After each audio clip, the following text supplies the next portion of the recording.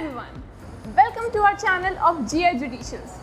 आज मैं शीर्षा सक्सेना आपके साथ डिस्कस करूंगी about article 12 of Indian constitution, जो कि बात करता है स्टेट के बारे में, जो कि ये बताता है कि स्टेट में क्या क्या आता है। इस वीडियो में हम लोग कवर करेंगे कि हम लोग आपको आखिर स्टेट पढ़ने की ज़रूरत क्या है ये जानने की स्टेट में क्या क्या आता है। इसकी एप्लीकेबिलिटी देखेंगे कि जो स्टेट की डेफिनेशन है वो कहाँ पे एप्लीकेबल होगी। देन हम लोग पढ़ेंगे कि स्टेट में क्या क्या आता है। आर्टिकल 12 में कौन कौन से वो कॉम्पोनेंट्स हैं जिन्हें हम लोग स्टेट कहते हैं। Then we'll discuss important cases जिसमें हमारे कोर्ट ने बताया है कि हम लोग स्टेट में कौन कौन सी अथॉरिटीज़ को इंक्लूड करते हैं। एंड एट लास्ट हम लोग देखेंगे कि हमारा जो जुडिशरी है, हमारा जुडिशरी स्टेट में आता है या नहीं आता है। सो let's start with a video. सबसे पहले वाई टू स्टडी स्टेट। हम लोग को स्टेट पढ़ने की ज़रूरत क्या है? हम लोग को स्टेट पढ़ने की ज़रूरत इसलिए है क्योंकि जो हमारे फंडामेंटल राइट्स हैं, हमारे fundamental rights like right to equality under article 14 कि सभी लोगों को इक्वली ट्रीट करना है, right to life under article 21, freedom of speech and expression की हर इंसान को हक है कि वो बोल सकता है। ये सब फंडामेंटल राइट्स जितने भी हैं वो सिर्फ और सिर्फ हम लोग स्टेट के अगेंस्ट इन्फोर्स कर सकते हैं, ना कि एक प्राइवेट इंडिविजुअल के अगेंस्ट। तो इसलिए ये बहुत इंपॉर्टेंट हो जाता है ये जानना कि हमारा स्टेट में क्या क्या आता है, क्योंकि वही सब अथॉरिटीज़ है जिनके अगेंस्ट हम लोग अपने राइट्स को इन्फोर्स करा सकते हैं। अब हम लोग आते हैं एप्लीकेबिलिटी पे।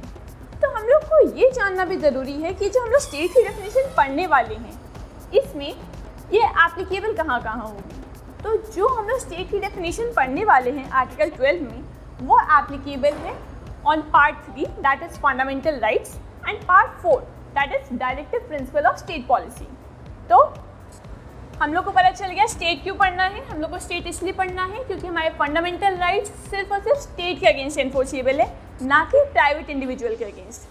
एप्लीकेबिलिटी, ये डेफिनेशन एप्लीकेबल होगी सिर्फ पार्ट 3 ऑफ कॉन्स्टिट्यूशन और part 4 of constitution that is fundamental rights and DPSP. तो चलिए अब हम देखते हैं कि आर्टिकल 12 में जो स्टेट की डेफिनेशन है उनमें कौन से 4 कॉम्पोनेंट्स इंक्लूडेड हैं। तो हमारी जो स्टेट की डेफिनेशन है आर्टिकल 12 में, उसके बेसिकली 4 कॉम्पोनेंट्स हैं। पहला, government and parliament of India. दूसरा, government and legislature of states. तीसरा, लोकल अथॉरिटीज़। और चौथा, अदर अथॉरिटीज़। अब government and parliament of India and government and legislature of state तो क्वाइट क्लियर है।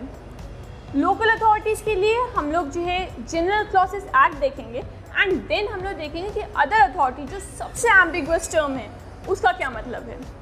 तो सबसे पहले हम स्टार्ट करते हैं government and parliament of India के साथ। तो government and parliament of India में क्या क्या आता है जिसमें हम लोग स्टेट मानते हैं। सबसे पहले सेंट्रल गवर्नमेंट, हमारी राज्यसभा, लोकसभा और प्रेसिडेंट ऑफ इंडिया, ये सब हो गए हमारे स्टेट। ठीक है, फिर आता है government and legislature of state.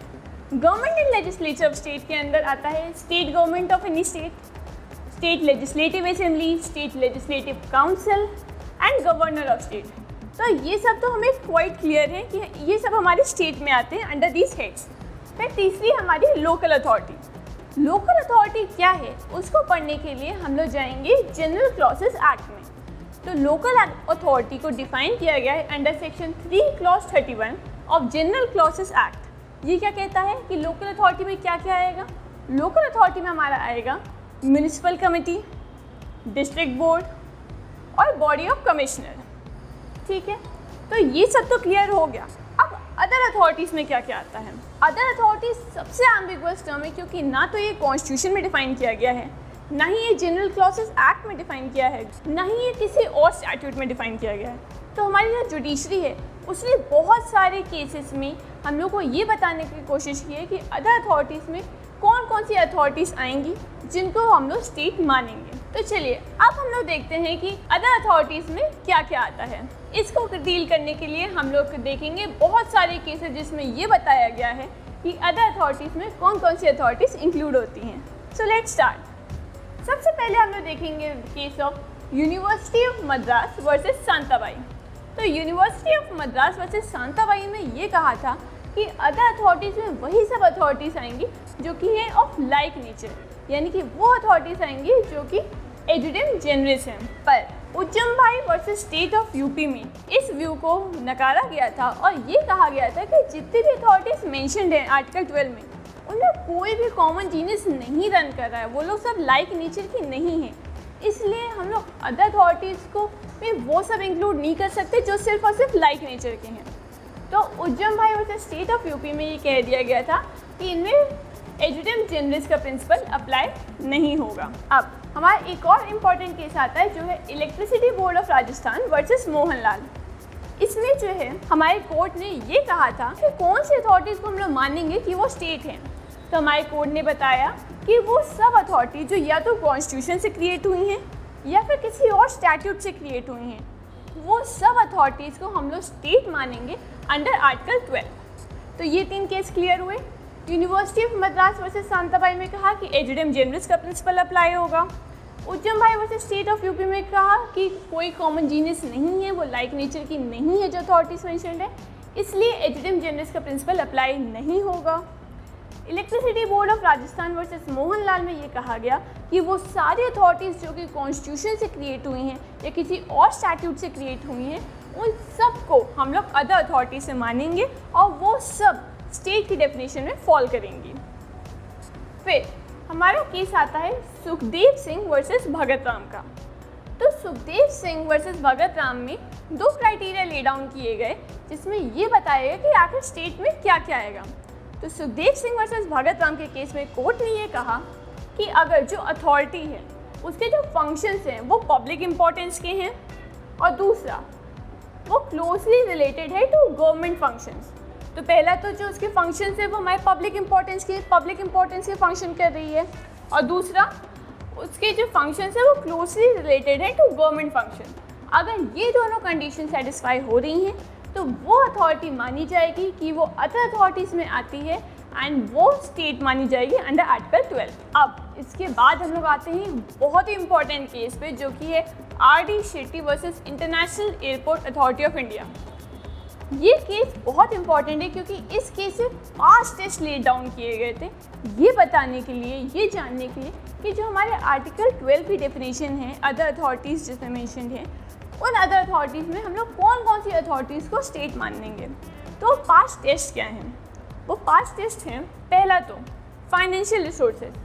Court ने ये कहा कि अगर जो चीफ फंडिंग सोर्स है उस अथॉरिटी का वो गवर्नमेंट है तो हम लोग उसे मानेंगे अदर अथॉरिटी में। दूसरा स्टेट कंट्रोल, यानी कि उस अथॉरिटी पे गवर्नमेंट का deep and pervasive state control है, उस अथॉरिटी को स्टेट कंट्रोल कर पा रही है। तीसरा फंक्शनल कैरेक्टर, उसका जो फंक्शनल कैरेक्टर है वो जो है गवर्नमेंटल इन नेचर है। चौथा डिपार्टमेंट ऑफ गवर्नमेंट, यानी कि एक डिपार्टमेंट ऑफ गवर्नमेंट ट्रांसफ़र हो गया टू दैट अथॉरिटी।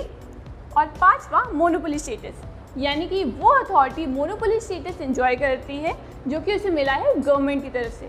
तो क्या क्या 5 टेस्ट हो गए? पहला तो उसको फाइनेंशियल रिसोर्सेज मिल रही है गवर्नमेंट की तरफ से। दूसरा वो मोनोपोली स्टेटस एंजॉय कर रहा है जो कि स्टेट कॉन्फर्ड है। तीसरा स्टेट का उस पर डीप एंड परवेसिव कंट्रोल है। चौथा उसका जो फंक्शनल कैरेक्टर है वो गवर्नमेंटल नेचर का है। और पांचवा एक डिपार्टमेंट ऑफ गवर्नमेंट ट्रांसफ़र हो गया उस अथॉरिटी को। तो अगर ये 5 टेस्ट कोई जो है अथॉरिटी सेटिस्फाई करती है तो हम लोग उसको मानेंगे कि वो एजेंसी या इंस्ट्रूमेंटैलिटी है गवर्नमेंट की एंड हेंस उसे हम लोग स्टेट मानेंगे अंडर आर्टिकल 12। ठीक है, इसमें एक और केस है। इसमें एक केस है अजय हाशिया वर्सेस खालिद मुजीब।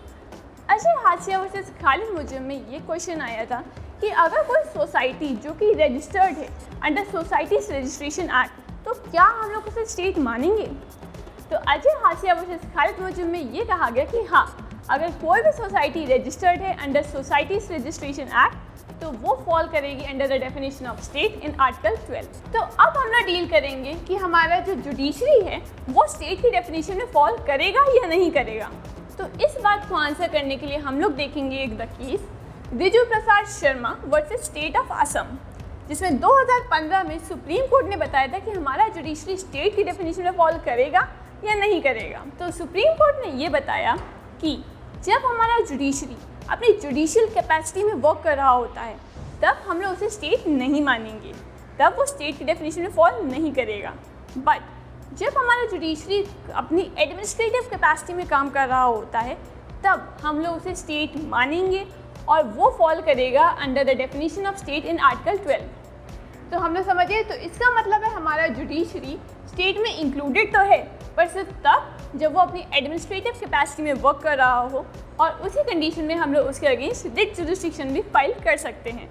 बट जब वो अपनी जुडिशियल कैपेसिटी में वर्क कर रहा होता है तब हम लोग उसे स्टेट नहीं मानते हैं। सो आई होप आप लोग को ये कॉन्सेप्ट समझ में आया हो, ये वीडियो आप लोग के लिए इन्फॉर्मेटिव रही हो और आपको हेल्पफुल रहे। Please like and subscribe to our channel, please share our video.